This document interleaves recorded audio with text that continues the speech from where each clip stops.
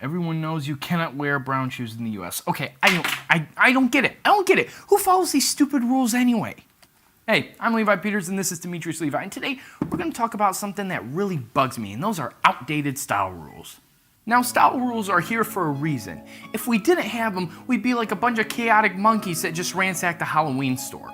So they're absolutely necessary because it would be so hard to know how to dress without them. We'd have more luck playing pickup sticks with our butt cheeks. But there's a lot of style rules that are now outdated, and they've been obsolete for decades, and people for some reason are still spewing this BS. So today, I'm going over the 5 style rules that you should just ditch. All right, so rule number 1, no brown in town, or no brown after 6 p.m. Okay, so if you're thinking, why is this even a rule in the first place? Well, you're not alone, and you can have some tool named Björn Brummel from the 19th century to thank for that. He set all the fashion trends back in the day. He was into black for evening wear, and that included black shoes. He just loved black.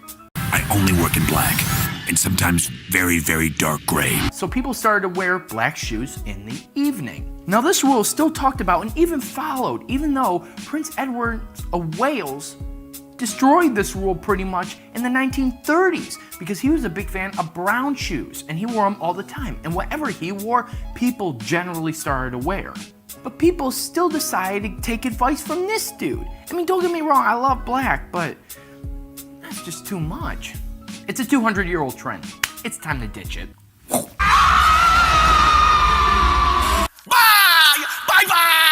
Rule number 2, you shouldn't wear black and brown together or navy and brown together. Now this one seems to have some weight in the argument at first, but then when you see some really good examples of this being implemented, it can look amazing. I mean, just look at this. Black and navy look so sleek together. It's a great look for like a night out. And black and brown really looks amazing together as long as there's enough difference between the shade of brown and the black. If the brown is too dark, then it just looks unintentional.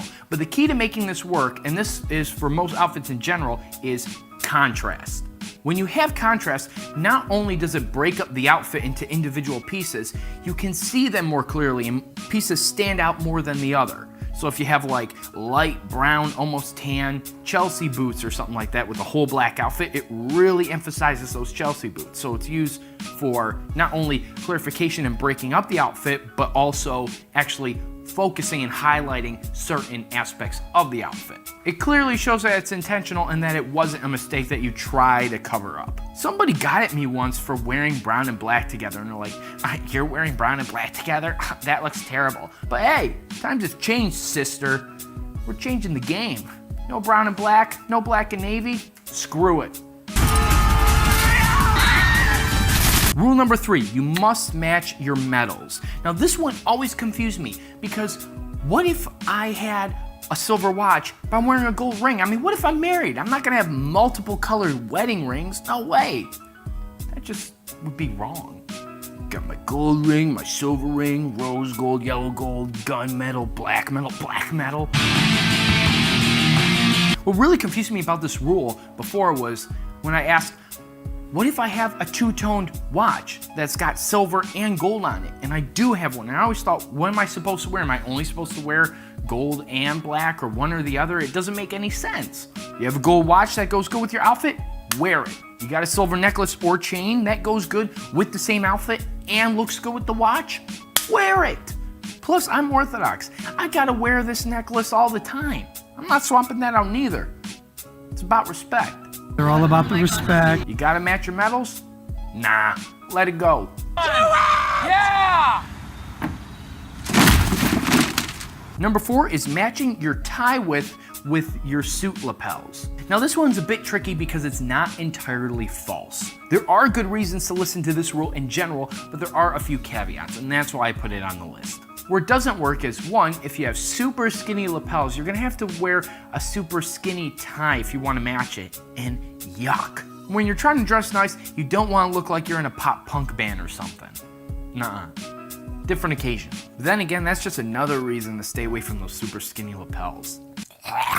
Secondly, this rule is really hard to follow if you have really wide lapels. And if you know me, I like my lapels pretty wide. I'm a sucker for them. And if I had a tie to match, the tie would be wider than my face. I'd look like a clown.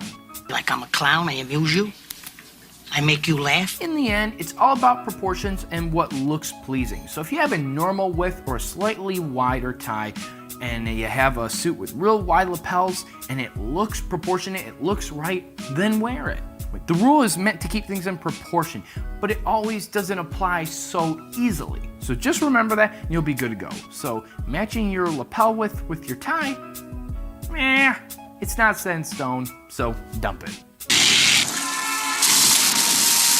And finally, rule number 5, no white after Labor Day. This one really bothers me because it's a super simplistic view of the seasons, because that's pretty much what it's about. The reasoning behind it, or one of the reasons, is that Labor Day marks the traditional end of summer, and you wear white only in the summer because it's warm and it fits right, it's a good vibe, it makes a good atmosphere for the summer. But this is so stupid because summer doesn't end right after Labor Day. It still gets 90 degrees in September. And I'm just talking here in Michigan. I mean, what about in Florida? Can you imagine living in the Florida Keys? Off the Florida Keys.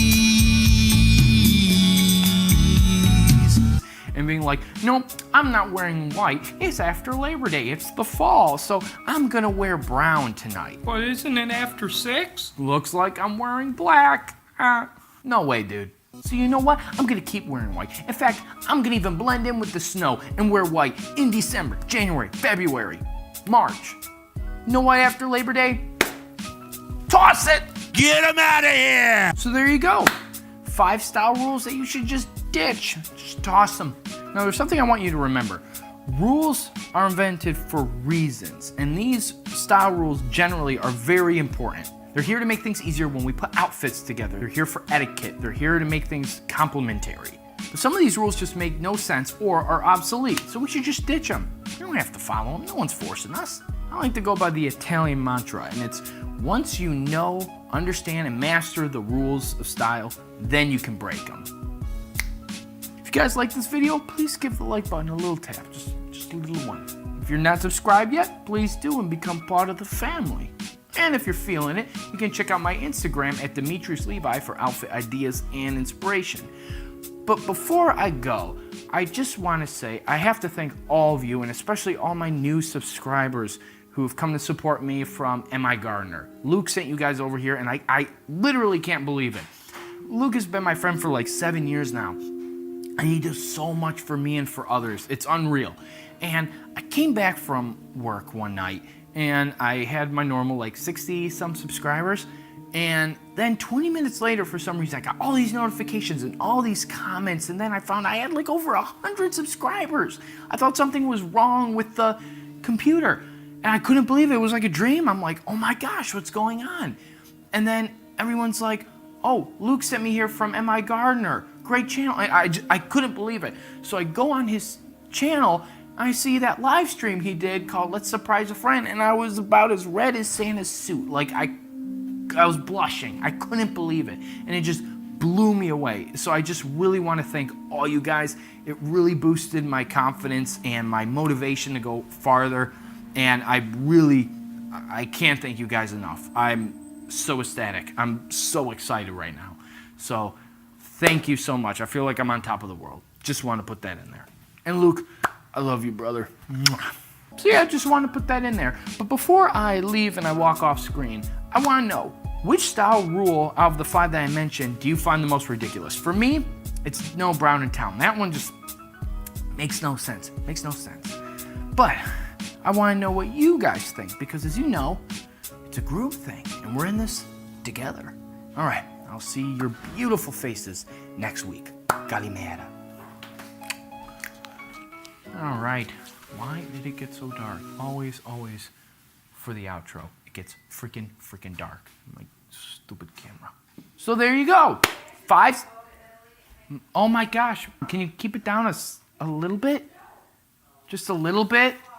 Keep it down a little, keep it down a little bit? Can you keep it down a little bit?